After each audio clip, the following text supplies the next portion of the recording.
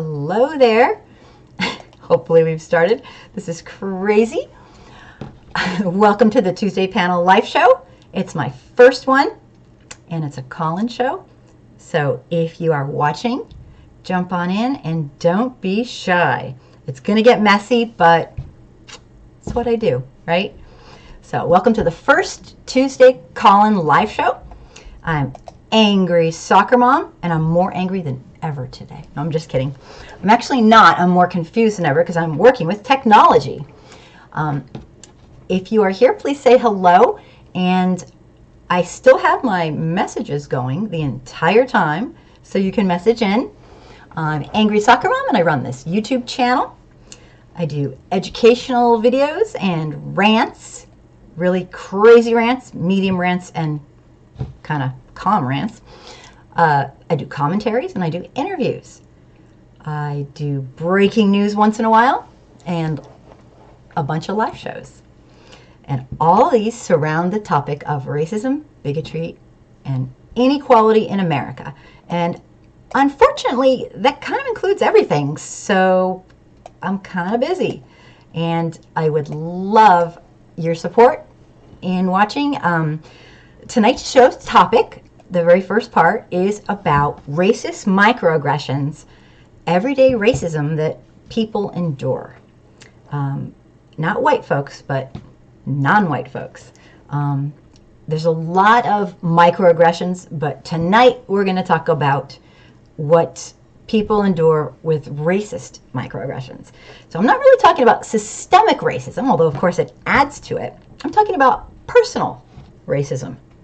And which, it all adds up, but so I'm going to ask for people to call in and tell me a story. It can be about them or a friend. It doesn't have to be, doesn't have to be anything big.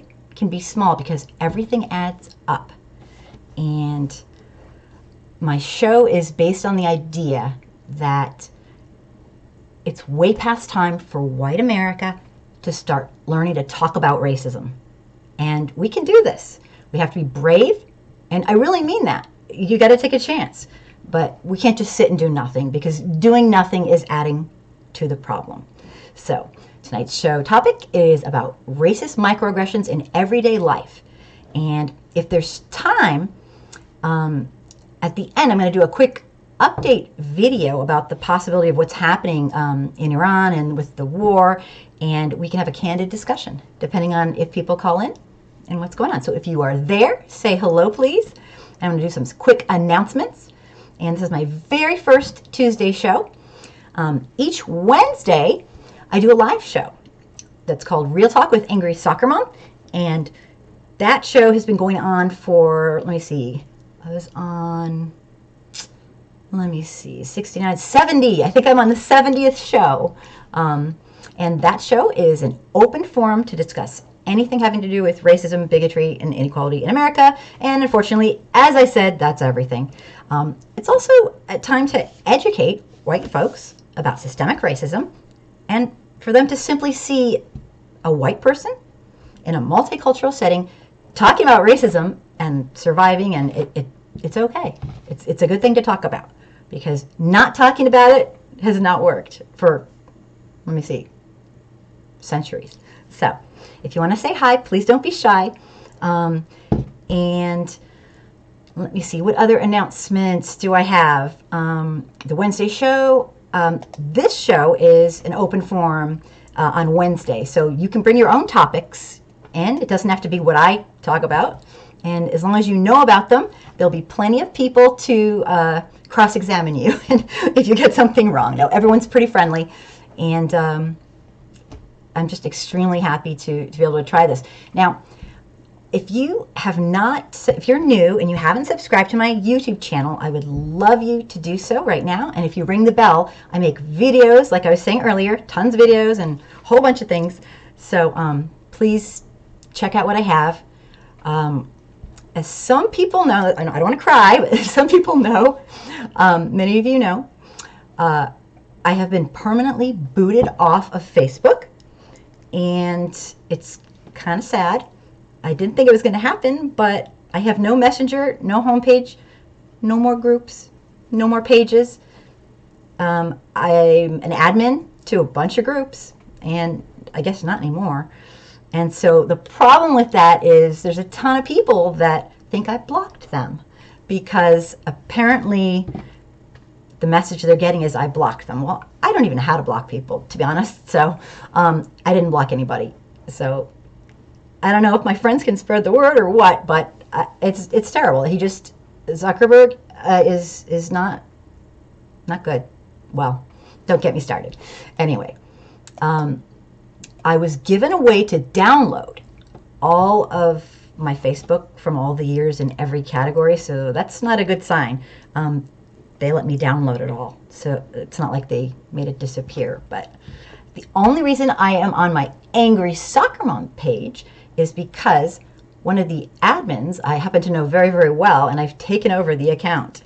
So otherwise, I'm off of Facebook. And I have a Twitter account going, and I'm going to try to find another forum on Reddit maybe. And thank you for your support. This is like really sad. Anyway, let's get going. I have no clue why I'm off of Facebook. I mean, I can guess. I think we all can guess. But they haven't told me anything.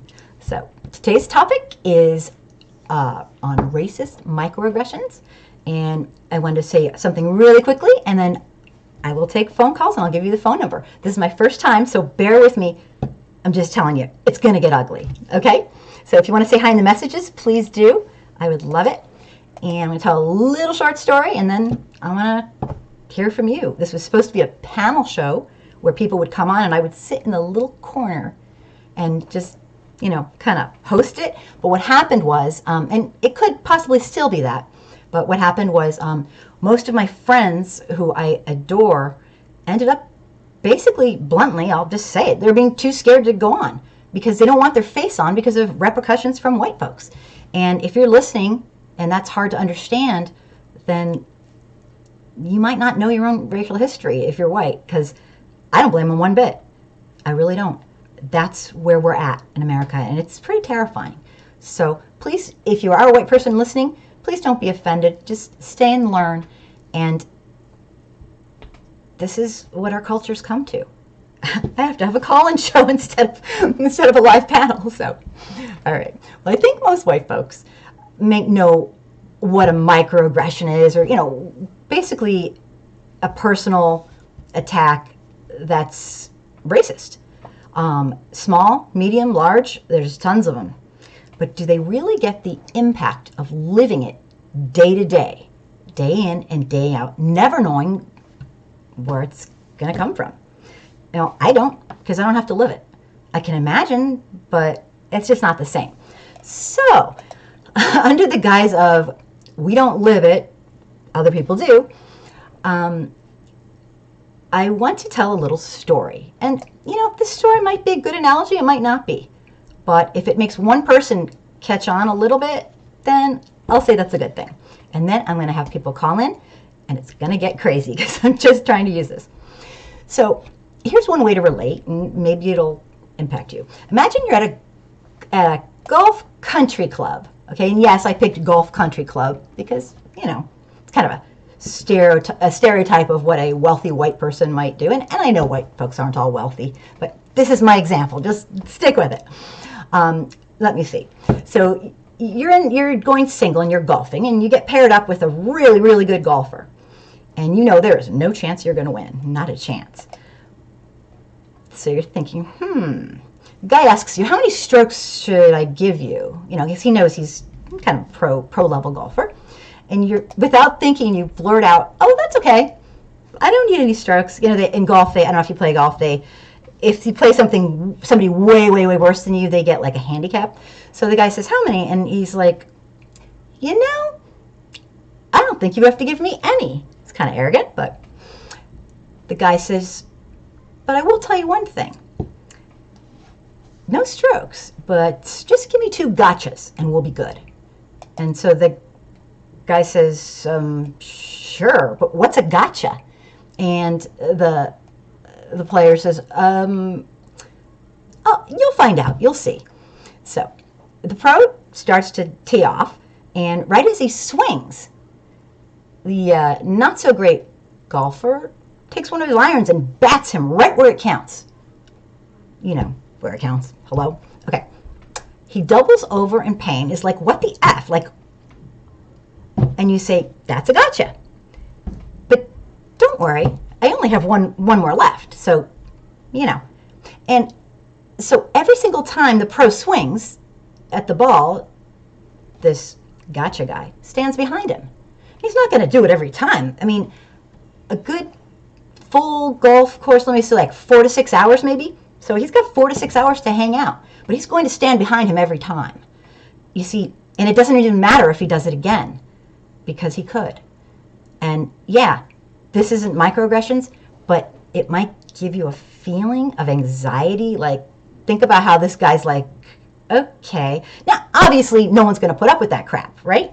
Be like, you little psycho, I'll call the police. Or, yeah, well, what does a black, brown, indigenous, or, you know, Hebrew Israelite person do in America when there's no one to call? Because basically, we live in a society that's founded on, you know, racism, basically, you know, systemic racism. It's what we do. And you might not personally do that, but it's a society, it's a systemic thing. So unless you are personally trying to dismantle this, you're on the side of the oppressor, because this system's not going away. You can probably tell because it's been here so long. So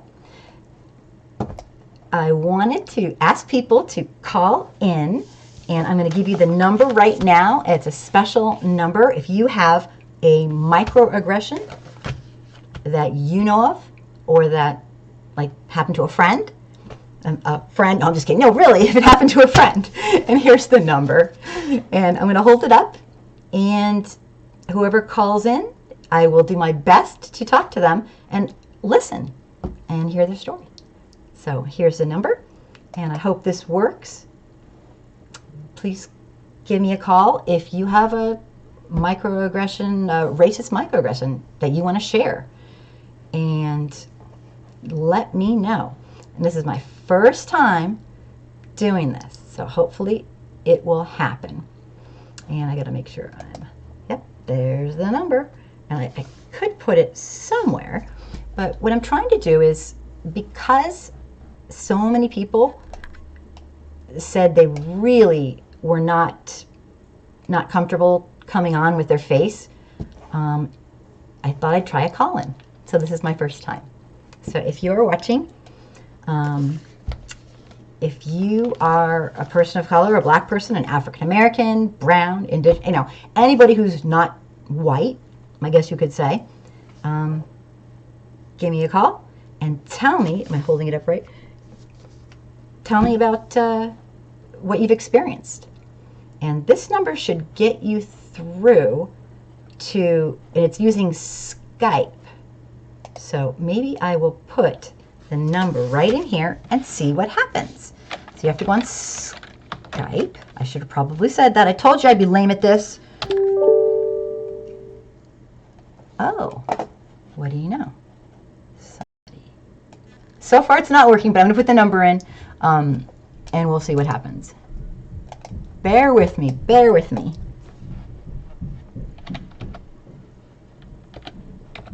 Almost there.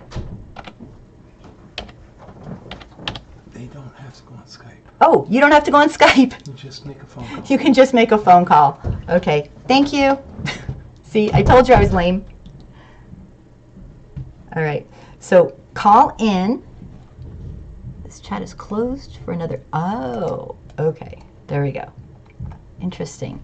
The number's this, and so far, it's not happening, but we'll keep trying. If you want to write in, let me know. This is my first time doing this, so bear with me. If you were here when I first started trying to do the live show, write-ins, it wasn't pretty. So I knew the first show would be kind of touch and go. So we'll go from there, and I think what I'm going to have to do is see, doing this right. So maybe nobody has a story, or I'm not sure. Well, what I can do is, while we're waiting, because what part of my problem was I couldn't get people to, I couldn't really advertise very much for this because I'm kicked off of all my groups, which is like adds up to almost 50,000 people, and it's kind of a nightmare. So if you want to call in and tell about microaggression, a racist microaggression that's happened to you, go for it. And I won't say who you are. I'll say your first name, and that's it. And no one will know who you are. And your face will not be on. So far, I am still waiting. So what I might do, not to waste people's time, if no one's going to call in, what I might do is go right to the second half of our show, because I know people will want to talk about that. And then maybe we can try again later. So far, it's not working so great. But if you're out there and you know anyone who has a story to tell, please go ahead and give me a call. I have a couple people who said they were going to call, but they haven't yet. So I'm not sure. Maybe they're calling me on my phone. Actually, they are. So let me just. Oh. Okay. I will see. Can't you call? I am asking. So they're all calling me on my phone. Interesting. Okay. All right. What I'll do is I'll switch over, since I'm not getting a call, to let me see, the second half of the discussion that I wanted to have tonight is about the escalating war with Iran and our lovely, lovely president who, oh my God. You might say, why is somebody like me talking about that?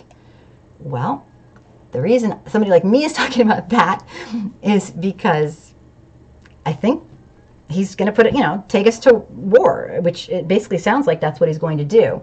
And sadly, oh, he tried. Okay. It's okay. Let me see. Maybe I'll have him.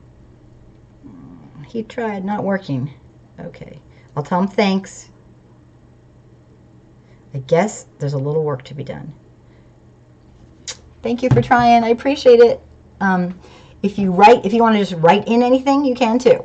The reason I'm doing a little bit on that tonight is because Trump's doing all he can to win re-election by starting a war. I think it's kind of obvious. And if he was a regular, normal president that wasn't overtly off the charts, psycho racist, he wouldn't really be overtly racist, so I wouldn't really get to talk about him. But fortunately or unfortunately for us, that is his shtick. That's what he does. He's continuously racist, like in an obnoxious, over-the-top, proud way. So it's also a good distraction for impeachment for him. And he's going to make money off the war. And he's really racist, so he doesn't care if he kills brown or black people. And he's a bigot, so he doesn't care if he kills a whole bunch of Muslim people, probably. And he's going to send the average Joe's kid to war to be murdered, not his wealthy kids, not his wealthy white kids. And I'm just being real. When I talk about racism, I don't mean everybody. But as a collective, as a society, there's a system that we have allowed to endure.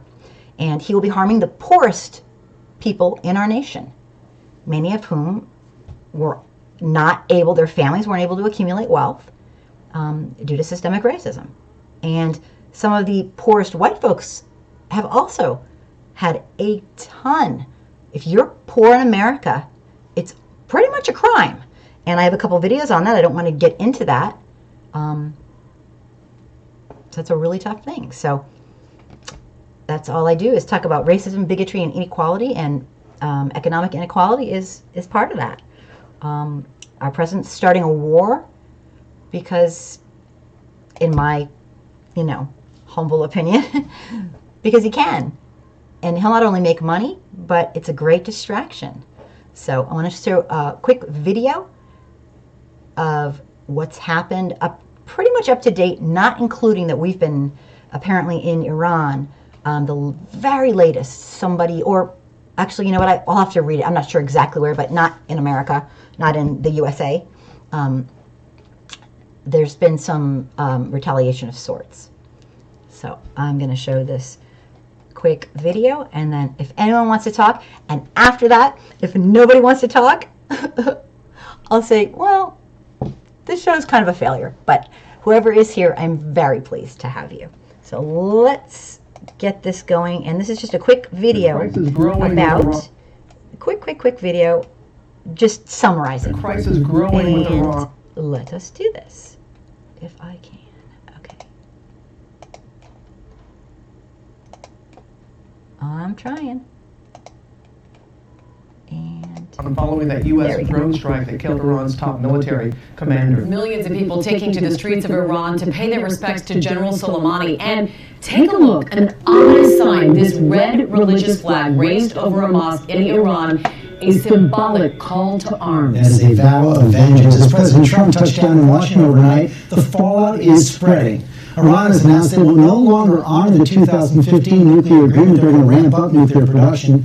The Iraqi parliament voted to push U.S. troops out of that country, and President Trump is pushing back with threats of economic sanctions against Iraq and possible war crimes against Iran.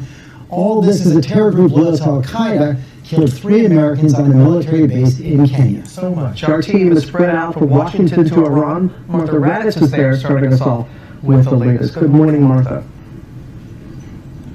Good morning, Rob. And I have been in the midst of anti-American protests in Iran before, but nothing like this. A powerful combination of grief and anger with shouts of death to America echoing through the streets around us.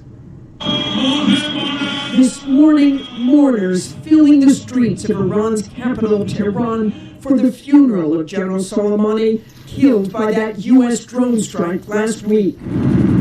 Aerial images capturing the sea of Iranians packing the streets to pay tribute to a man revered by many here. Trump made a big mistake. He killed our hero. Soleimani's image everywhere. The impact of his death profound. The crowds are massive and emotional. There are many tears here, many signs with Soleimani's picture on them, but the message is also very clear. These people want revenge. As we made our way through the streets of Tehran, people surrounding us, shouting death to America. We will have very hard reprint of Mr. Trump. Inside the funeral service, the emotion just as powerful. The supreme leader of Iran weeping and praying over a coffin draped in the Iraqi flag. This is the largest funeral in Iran since the death of the Ayatollah Khomeini in 1989. Today calls for jihad. Members of the Iranian parliament also chanting death to America. And a red flag symbolizing a declaration of war raised above an Iranian mosque on Saturday. Soleimani's replacement as head of the Quds Force calling for revenge. The leader of Iranian-backed Hezbollah saying American soldiers and officers will be going home in coffins. And Soleimani's own daughter making a televised plea with Hezbollah to take revenge for the blood of her father.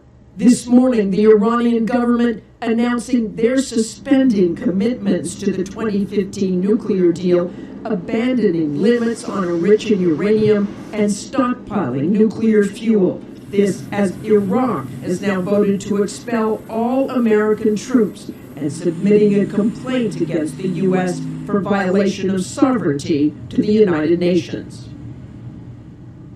Just 6 months ago when we were here, some people were critical of their leaders because of the effect of American sanctions, but today, for now at least, they are united against America. Robin? And Martha, as you know, we're already sending an additional 4,500 troops to the region. You kind of alluded to it earlier when you started your piece in saying you've never had this sense being there in Iran before like this. What's going on the ground? Well, exactly. I don't think people here want an all-out war, but they do want revenge for the death of Soleimani. But the next move is all up to Iran. That's great. See what's the State Department for the Christina Casey is coming from Washington at the State Department. So, Christina, what's the latest on this? The strike was last week. Iran is threatening retaliation. The U.S. is threatening more retaliation if that happens. The Trump administration says it wants to de-escalate, but officials have they already any kind of strategy to accomplish that? Any kind of diplomatic strategy?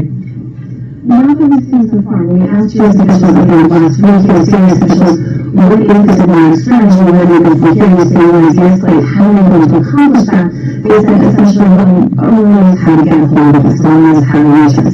And one reports that after the strike in Soleimani, one of the U.S. does not have diplomatic relations with Iran, so the Swiss are protecting power. So the Swiss ambassador was summoned to meet with the Iranians, and the reports he carried with him letter from Pompeo that the Iranians said, well, this is under Iran. And then we noticed that Elizabeth Palmer's unit, Elizabeth Palmer talked to Iranian Foreign Minister Wade, and he said he's not going to visit to come to the UN this Friday as expected. So we have lawyers in that big building in New York where diplomats do the diplomat thing.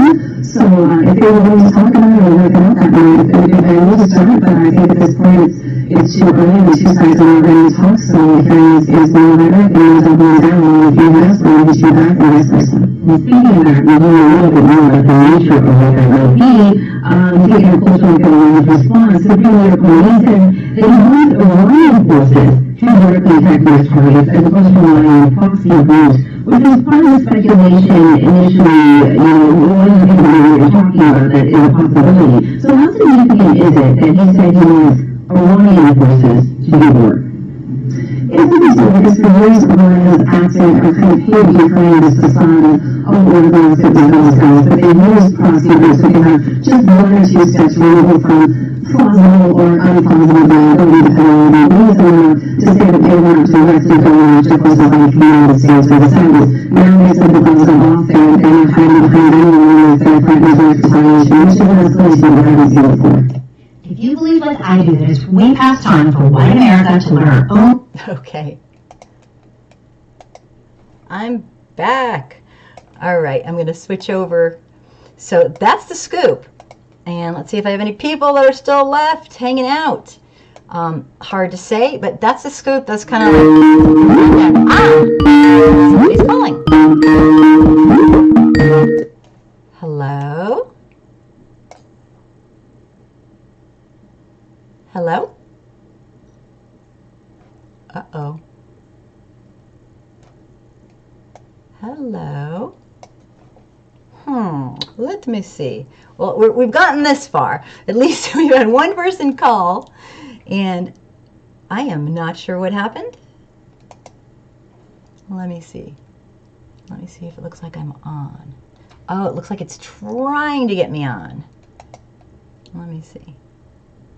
I told you it was going to get ugly here, but thank you for trying, whoever's trying to call.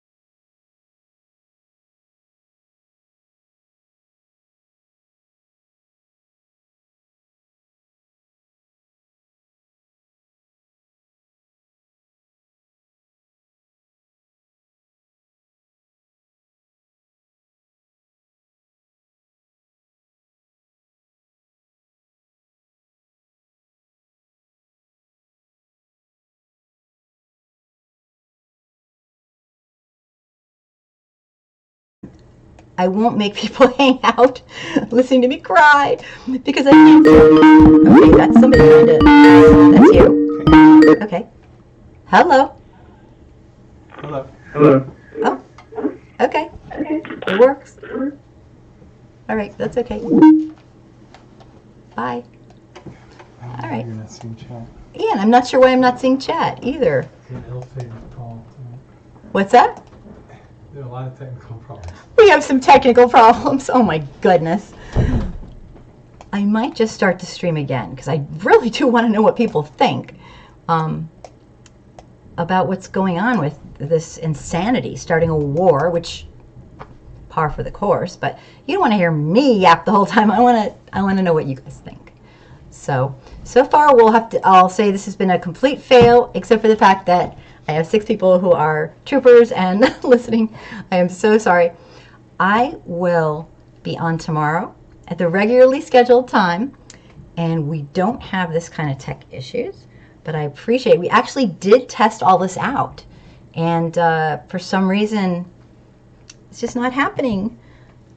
But I apologize profusely, and I hope that you won't give up on me, because now that I've lost my Facebook and all my groups and my Messenger and all of my Facebook, I really don't have a lot of ways to communicate.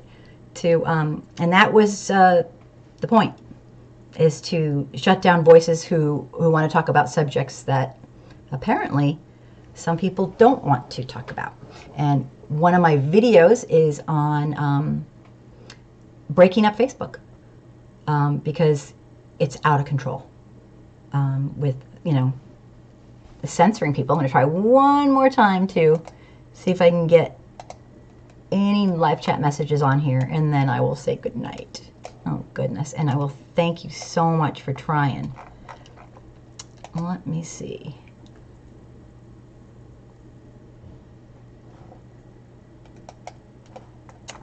Just not happening.